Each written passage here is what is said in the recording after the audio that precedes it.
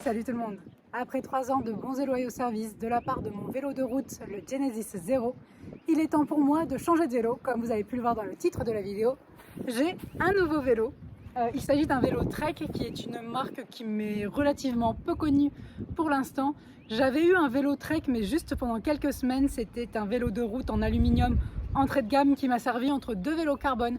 Mais maintenant ça va changer puisque je me suis équipée d'un Trek Doman SL7 en e-tap, ce qui veut donc dire que la transmission est électrique et sans fil, donc une nouveauté pour moi.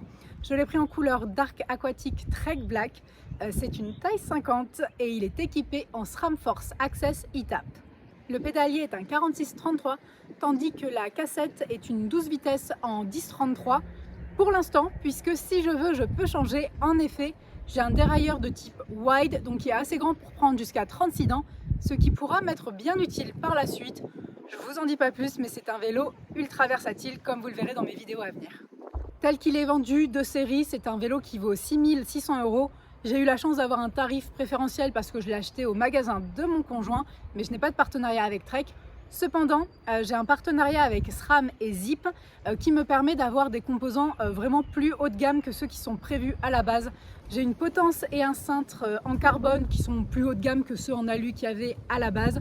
J'ai aussi des roues Zip qui sont assez folles. Il s'agit des 303 Firecrest, pas mal de technologies assez novatrices dans ces roues.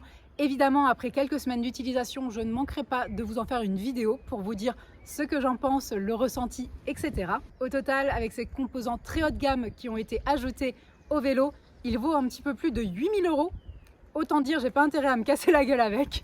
Ce vélo est conçu pour la performance, mais pas que. Il est aussi très confortable et en effet, il est plus dans la catégorie en fait endurance. Vous avez sur ce modèle de Trek la technologie IsoSpeed qui va permettre en fait d'atténuer les vibrations de la route.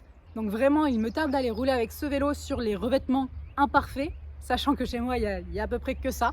Donc ça devrait être bien plus confortable et même plus rapide grâce à des technologies qui sont assez pointues. Comme vous pouvez le voir sur les images, le vélo de série est équipé d'un capteur de puissance Quarq. Donc pour la toute première fois de ma vie, je vais pouvoir tester ce type d'équipement et enfin connaître le nombre de watts que je suis capable de développer. Donc ça, c'est le truc un petit peu geek, mais qui m'intéresse pas mal. Le vélo est aussi doté d'une petite pochette de rangement surprise, on va dire, puisqu'elle est complètement cachée dans le cadre. Donc c'est hyper pratique, très facile de la sortir, très facile de remettre le morceau de cadre avec le porte-bidon.